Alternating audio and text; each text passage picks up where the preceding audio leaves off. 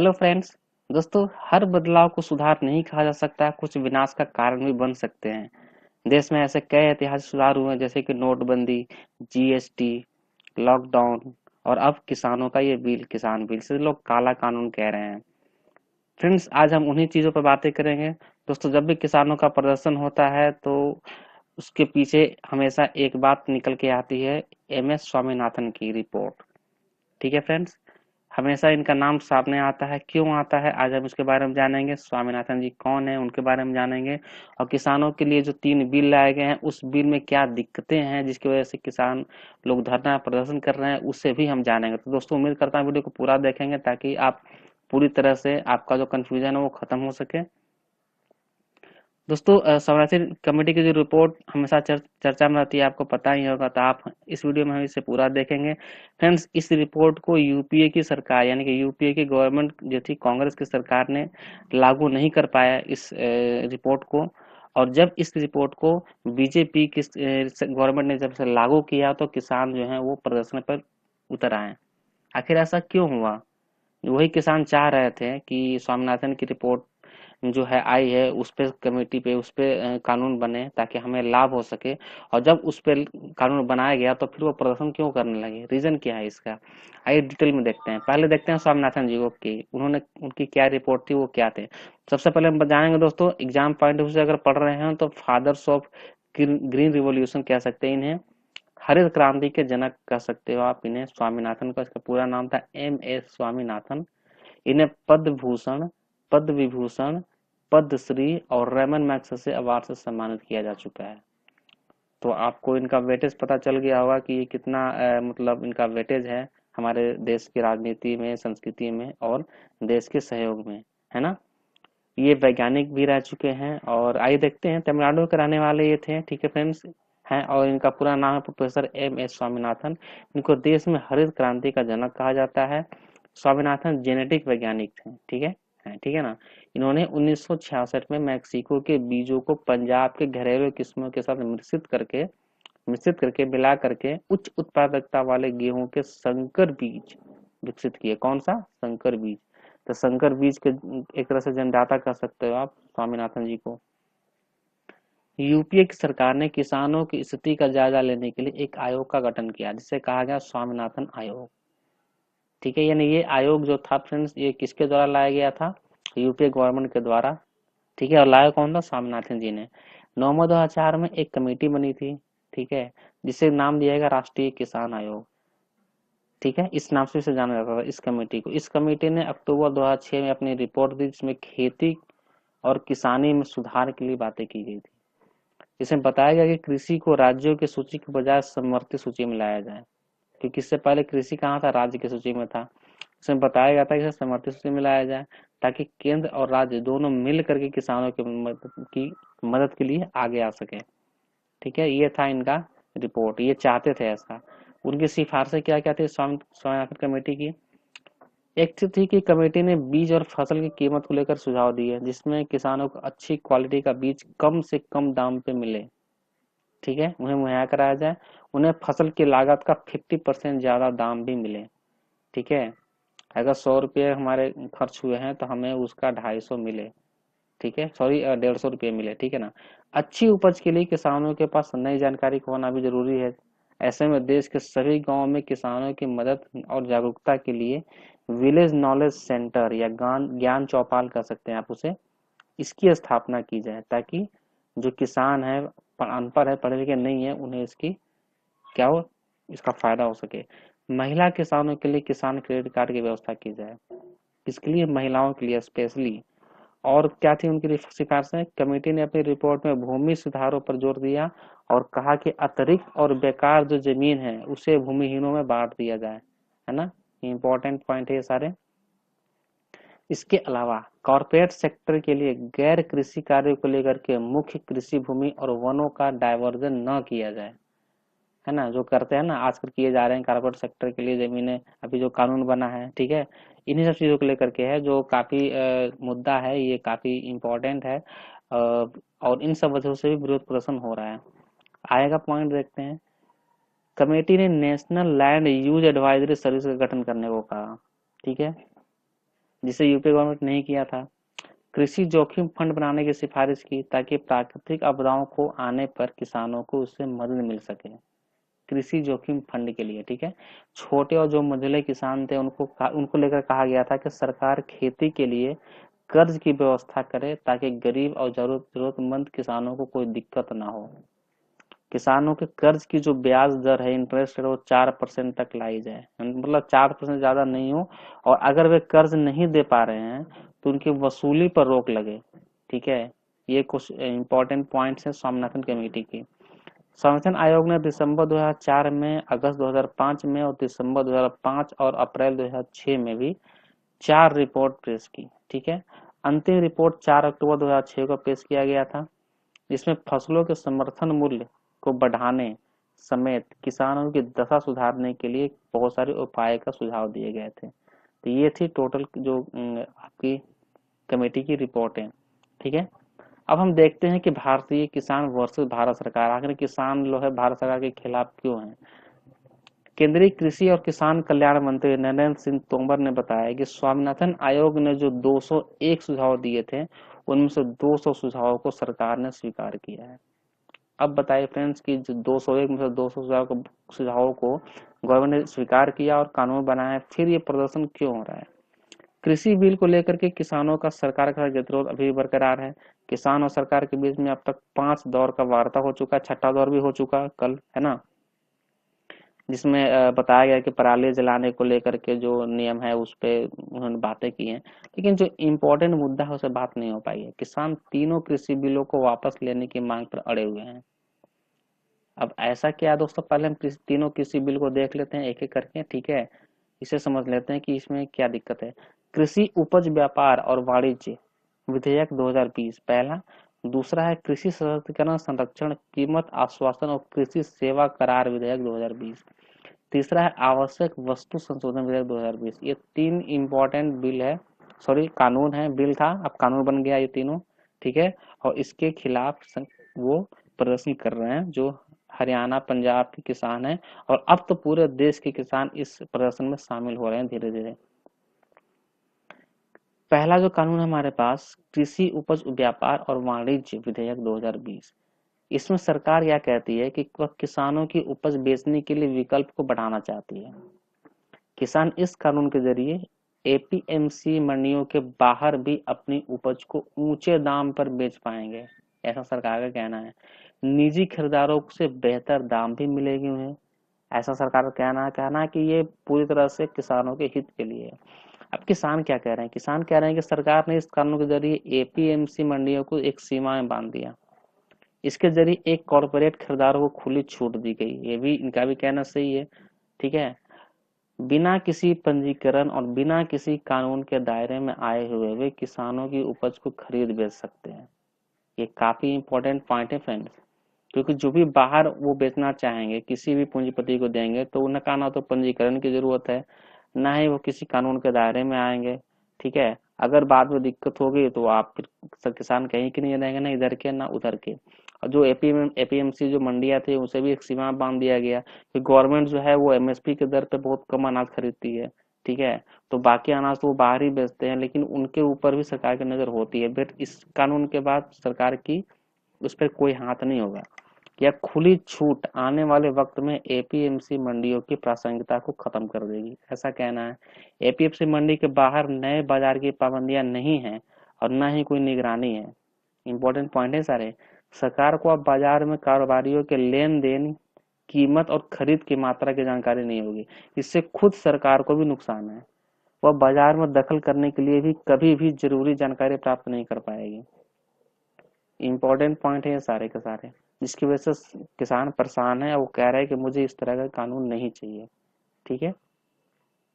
सरकार कह रही है कि हम मंडियों में सुधार के लिए यह कानून लेके आए हैं, लेकिन कानून में कहीं भी मंडियों की समस्याओं का सुधार का जिक्र तक नहीं किया गया है, कहीं भी नहीं।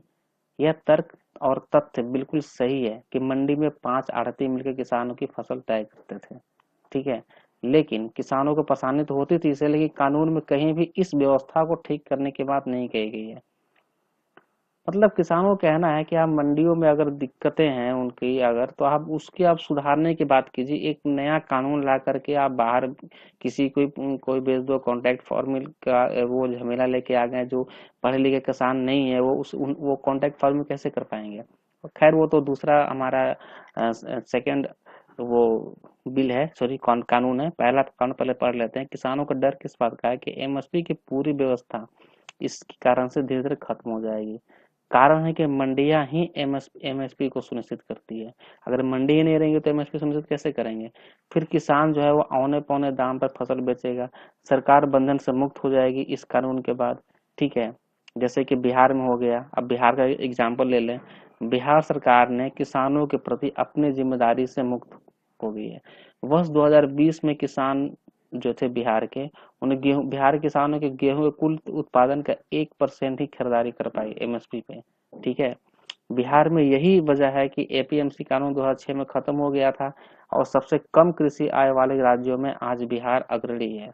ठीक है, 14 साल तो बीत गए। अभी गवर्नमेंट कह रही थी, हमारी भारत सरकार, हमारे रक्षा मंत्री कह रहे थे कि इसे एक बार पास हो जाने दो, अगर देख लेंगे अगर सही नहीं हुआ तो 1 साल के बाद या 2 साल के बाद फिर इसमें चेंजेस कर देंगे या फिर इसे हटा देंगे। बट आप बिहार का एग्जाम्पल ले लो, 14 साल हो गए इस कानून को खत्म किए हुए। ठीक है, स्टेट में। ठीक है ना दोस्तों, 1% ही सरकार खरीद पाती है एमएसपी पे। बाकी जो यहाँ के जो किसान है वो औने पौने दाम में बेचना पड़ता है और इसी वजह से बिहार गरीब भी है। और बिहार के किसान अलग अलग राज्यों में, हरियाणा, पंजाब और अलग राज्यों में जाकर के वहां पे खेती गृहस्थी करते हैं, कृषि करते हैं और वहां से वो लोग पैसे कमाते हैं। ठीक है, अब क्या कारण है कि यहाँ के किसान वहां जाकर काम करते हैं, इसी वजह से क्योंकि वहां एमएसपी पे अनाज खरीदती है सरकार और ज्यादा मात्रा में खरीदती है और लोग उससे काफी मतलब उनका हक जो है उनकी मेहनत का वो वहां पे मिलता है, लेकिन बिहार में नहीं मिल पाता। ठीक है, वहां के किसानों को क्यों आज सबसे कम दाम पर फसल बेचनी पड़ रही है, यानी कि बिहार के बारे में बोला जा रहा है कि क्यों कब सबसे कम दाम पे बेच, तभी तो यहाँ के लोग गरीब हैं, बाहर जाते हैं कमाई करने के लिए, काम करने के लिए। जबकि ऐसा नहीं है कि कृषि के क्षेत्र में बिहार पिछड़ा है, पिछड़ा नहीं है। यहाँ भी कृषि की बहुत जमीन है, लगभग 80% जमीनों पे कृषि होती है, लेकिन उन्हें उसका वाजिब दाम नहीं मिल पाता। अब ये जो डर है जो बिहार के अंदर का था, वो डर पूरे भारत में होने वाला है धीरे धीरे। तो इसलिए किसान इसके लिए प्रदर्शन कर रहे हैं ताकि इस चीज को खत्म होने से बचाया जा सके और इस कानून को पूरे देश में नहीं लाया जाए। ठीक है, दूसरा हम कानून पढ़ लेते हैं। कृषि सशक्तिकरण और संरक्षण, कीमत आश्वासन और कृषि सेवा करार विधेयक। सेवा करार विधेयक, कॉन्ट्रैक्ट फार्मिंग की बात की जा रही है। इस कानून के संदर्भ में सरकार का कहना है कि वह किसानों और निजी कंपनियों के बीच में समझौते वाली खेती का रास्ता खोल रही है। इसे समान भाषा में कॉन्ट्रैक्ट फार्मिंग भी कहते हैं। आपकी जमीन को एक निश्चित राशि पे एक पूंजीपति या ठेकेदार किराए पे लेगा। ठीक है, और अपने हिसाब से फसल को बेचेगा। दिखने में तो अच्छा लग रहा है, सरकार का तो कहना है कि काफी अच्छी बात है ये। ठीक है, विवाद की स्थिति में निस्तारण की समिति बनेगी। ठीक है, अगर दोनों में विवाद हो, अगर वो किसान उसकी बात ना माने या फिर जो जिसने कांटेक्ट किया है वो अगर किसानों की बात नहीं मानती है, तो उसमें क्या होता है कि दोनों पक्ष के लोगों को अगर रखा जाता है तो इसमें एक बात का ध्यान रखना है कि पूंजी से भरा हुआ जो भी इंसान होगा उस समिति में महंगा से महंगा वकील करके अपने वकालत को क्या करेगा, अंतिम अंजाम तक पहुंचाएगा और किसान उसका जवाब नहीं दे पाएगा। और देश के अधिकतर किसान कॉन्ट्रैक्ट तो पढ़ भी नहीं पाएंगे। इस वजह से किसानों को लग रहा है कि हम जो है हमारा हक मारा जाएगा, इसकी वजह से वो इसके खिलाफ है। ठीक है, पॉइंट आ रहा है समझ में आपको दोस्तों? पॉइंट समझ में आ रहा होगा तो प्लीज आप इसे लाइक करते चलेंगे। ठीक है, क्योंकि वीडियो मैंने आपके इन्फॉर्मेशन के लिए ही बनाया है। ये जो सेकंड जो हमारा कानून है दोस्तों, इसमें इसके अनुसार क्या क्या बोला जा रहा है कि कॉन्ट्रैक्ट कंपनी के साथ 30 दिन के अंदर किसान निपटाए। ठीक है, कोई भी अगर विवाद होता है तो अगर नहीं वो निपटता है तो देश की ब्यूरोक्रेसी में न्याय के लिए जा सकते हैं।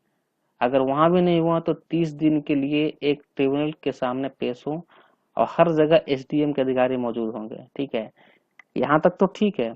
इसमें एक एक्ट लगा हुआ धारा 19, इसमें किसानों को सिविल कोर्ट के अधिकार से वंचित रखा गया। वेरी वेरी इंपॉर्टेंट पॉइंट है ये। इसके लिए किसान कह रहे हैं कि भाई हम अपने हक के लिए कोर्ट में क्यों नहीं जा सकते। इसमें किसानों के साथ अगर कोई भी अगर व्यवहार गलत होता है किसी भी तरह का, तो वो कोर्ट नहीं जा सकते। कौन किसान चाहेगा कि वो महीनों लग करके दाम हासिल करे? ठीक है, इन सब चक्करों में 30 दिन वहां जाओ, 20 दिन वहां जाओ, उसका चक्कर लगाओ, इसका चक्कर लगाओ, कौन किसान चाहेगा? वो तो चाहेगा कि भाई अपनी जो फसल है उसकी जो भी औने पौने दाम जो भी मिल जाए उसे ले लो, अगले फसल की तैयारी करो। ठीक है, वो तहसील जाने से नहीं घबराते हैं आज के लोग, उन्हें तो अगली फसल की चिंता होगी ना। ठीक है, तो वो इतना क्यों टेंशन लेने जाएंगे? तो ये सब जो चीजें हैं जिसकी वजह से किसान परेशान है, और वो नहीं चाह रहे हैं कि हमें इस तरह का कोई भी बिल, इस तरह का कोई भी कानून हमें नहीं चाहिए, हम जैसे थे हमें वैसे रहने दो। ठीक है, हमें इसकी जरूरत नहीं है। क्योंकि अगर इन कानूनों में इन सब जो पॉइंट जो दिया गया, बोलते हैं कि हम, सरकार कह रही है कि हम इसमें चेंजेस लाएंगे, आप क्या चाहते हैं? पर दोस्तों इसमें वो इस चीज को चाहते ही नहीं है, तो इससे चेंजेस क्या लाएंगे? सीधा कानून ही खत्म हो जाएगा। फिर कानून कुछ रहेगा ही नहीं इसमें जो नया लाए हैं। जो जब वो चेंजेस कर ही देंगे तो फिर बचेगा क्या? इसमें कुछ भी नहीं बचेगा। तीसरा पॉइंट हम देख लेते हैं, आवश्यक वस्तु संशोधन विधेयक 2020। इसमें क्या करेगी? इसमें सरकार कह रही है कि इससे आम किसानों को फायदा होगा। कैसे भाई? वे सही दाम होने पे अपनी उपज बेचेंगे। ठीक है, अब कृषि उपज जुटाने की कोई सीमा नहीं होगी। ठीक है ना, उपज जमा करने के लिए निजी निवेश को छूट होगी। सरकार कानून में लिखती है कि बस सिर्फ युद्ध या भुखमरी या किसी बहुत ही विषम परिस्थिति होगी तभी सरकार इसमें हस्तक्षेप करेगी, रेगुलेट करेगी। ठीक है, अदरवाइज नहीं करेगी। मतलब इसको जो सीमा थी, जो स्टोरेज की सीमा थी, उसे खत्म कर दिया गया है। ठीक है, तो इसमें किसानों को लग रहा है कि भाई सरकार को पता ही नहीं चलेगा कि किसके पास कितना स्टॉक है। वो छापेमारी करके जो जरूरत से ज्यादा अनाज को लोग क्या करते थे, उसे रख लेते थे, छुपा लेते थे, और जब महंगाई बढ़ जाती थी तब उस अनाज को धीरे धीरे मार्केट में लाते थे। ठीक है, और उससे वो क्या करते थे? मुनाफा कमाते थे, मुनाफाखोरी करते, उसे जमाखोरी कहते हैं। ठीक है ना, खुली छूट होगी, ये तो जमाखोरी और कालाबाजारी को मतलब एक तरह से न्योता दिया जा रहा है, कानूनी मान्यता दी जा रही है इस कानून के तहत। एपीएमसी कानून को पारित करना राज्यों का अधिकार है। सबसे बड़ी बात तो ये है, अगर एपीएमसीएम को खत्म किया जा रहा था एक तरह से, ये कानून जो है वो असंवैधानिक भी हो सकता है, ऐसा भी आप कह सकते हैं। ठीक है दोस्तों, वीडियो अच्छा लगा तो आप शेयर करते चलेंगे अपने दोस्तों के साथ। ठीक है, सोशल मीडिया पे, फेसबुक, व्हाट्सएप पे, ताकि उन्हें भी इसका इन्फॉर्मेशन मिल सके, उनके जो कंफ्यूजन है वो दूर हो सके। ठीक है दोस्तों, ये जो तीसरा कानून है, जमाखोरी को सीधा सीधी खुली मतलब निमंत्रण दे रहा है कि आप आओ और जमाखोरी करो। ठीक है, तो ये चीज है, तो उसे ये जो किसान है वो कह रहे हैं कि मुझे ये चीज नहीं चाहिए। ठीक है, जो स्टोरेज की पहले एफसीआई है सरकार की, और भी कई ऐसे गोडाउन है जहाँ पे सुरक्षित सरकार रखती है उन अनाजों को और गरीबों में बांटती है। जब ये सारे के सारे पूंजीपतियों के हाथ में चली जाएगी तो गरीबों को तो छोड़ दो, आम इंसानों के लिए भी महंगाई बढ़ जाएगी। जो आम मिडिल क्लास फैमिली है, अगर वो भी जो आज जो भी खरीद रहे हैं मार्केट से, उन्हें उसमें बढ़ चढ़ के पैसे लगाने पड़ेंगे। ठीक है, मार्केट में जब उपलब्ध नहीं होगा, ठीक है, अब हमें अगर कोई भी चीज 1 किलो 2 किलो के हिसाब से खरीदते हैं, अगर वो मार्केट में नहीं होगी तो हमें क्या होगा? हमें वो 250 ग्राम आधे किलो के हिसाब से लेना पड़ेगा, और वो मार्केट धीरे धीरे आएगी तो क्या होगी? महंगाई बढ़ेगी। ठीक है, तो ये जो जमाखोरी को निमंत्रण दिया जा रहा है तीसरे कानून के जरिए। ठीक है फ्रेंड्स, इस कानून में और क्या दिक्कत है? इस देश के किसान गोदाम बनाकर तो रख नहीं सकते, सीधी सी बात है। ठीक है, सही दाम का इंतजार करने का उनके पास है नहीं टाइम, क्योंकि सरकारों ने इतने का गोदाम भी नहीं बनवाए हैं। तो उसे जो गवर्नमेंट जो है वो किसानों को दे कि भाई आप अपना जो अनाज है उसे गोदाम में रखो, और जब महंगाई बढ़ जाए तो आप इसे बेचना। ऐसा तो किसान कर नहीं सकते, उन्हें तो भाई दूसरी फसल की भी चिंता होती है ना, अगली फसल की भी चिंता होती है। उन्हें बाजार में जो दाम चल रहा होगा उसी पे उसको बेचना होगा। ठीक है, और ये मार्केट कौन लेके आएगा? पूंजीपति लोग ही लेके आएंगे भाई, कि हम इस भाव में या इस दाम में आपके अनाज को खरीदेंगे। फायदा उन पूंजीपतियों को होगा। ठीक है, जिनके पास भंडारण की व्यवस्था बहुत ज्यादा है, बड़ी पूंजी उसमें लगाई हुई है उन्होंने, वे अब आसानी से सस्ती उपज खरीद करके स्टोर करेंगे, और जब दाम आसमान छूने लगेंगे तो उन्हें बेचकर लाभ कमाएंगे। इस वजह से ये तीसरा कानून के खिलाफ है किसान। ठीक है, तो हमने देखा दोस्तों, पहला कानून, दूसरा कानून और तीसरा कानून। पहला कानून में क्या दिया दोस्तों? एमएसपी को बिल्कुल ही एक तरह से एपीएमसी को बांध कर रख दिया गया है, और एमएसपी की दर को दोस्तों बाहरी लोगों के लिए जो है, ठीक है, जो पूंजीपति लोगों के लिए उस पर नहीं लगाया गया, जिसकी वजह से उन्हें डर है। ठीक है फ्रेंड्स, तो पहला कानून तो ये हो गया। दूसरा कानून में क्या बोला जा रहा है कि वो लोग ये जो किया जा रहा है, सॉरी, कॉन्ट्रैक्ट फार्मिंग का, ठीक है, उसमें वो नहीं चाहते कि कॉन्ट्रैक्ट फार्मिंग हो, ठीक है, क्योंकि कई लोगों को कॉन्ट्रैक्ट तो पढ़ने नहीं आएगा, कॉन्ट्रैक्ट में क्या क्या लिखा है किसान समझ ही नहीं पाएंगे, बस साइन करेंगे, अंगूठा लगाएंगे और वो फिर उसका जमीन फसल दोनों गए, ठीक है, जमीन तो नहीं जाएगा, फसल तो चले ही जाएंगे, ठीक है ना। और ये तीसरा हमारा जो है, जो कि स्टोरेज कैपेसिटी को अनलिमिटेड कर दिया गया है, ठीक है, पूंजीपतियों के लिए, इस पे जो लगाम नहीं लगाया गया, ये तीसरे कानून में है। तो ये तीनों कानून है जिसकी वजह से किसान लोग काफी परेशान है और प्रदर्शन करते जा रहे हैं पिछले महीने से, ठीक है ना दोस्तों। और 5 बार 6 बार वार्ता हो चुकी है, पर कोई भी हल नहीं निकल पा रहा है। ये चाहते हैं कि तीनों के तीनों जो कानून है उसे वापस ले सरकार, ठीक है, और हम जैसे हैं, जैसे भी हैं, जो भी हैं, हम अच्छे हैं, हमें वैसे ही रहने दो, ठीक है फ्रेंड्स।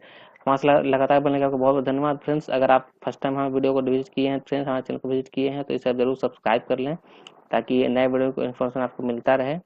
और वीडियो इसको लाइक जरूर कर दो दोस्तों, जब आप लाइक करते हैं तो हमें थोड़ा सा कॉन्फिडेंस मिलता है और भी इस तरह के अच्छे वीडियो बनाने का। और इसे शेयर करें अपने दोस्तों के साथ सोशल मीडिया पे, ताकि ये इंपॉर्टेंट वीडियो उनके पास भी जा सके, उन्हें भी इसका फायदा हो। हमारे से लगातार बने का बहुत बहुत धन्यवाद। Thank you.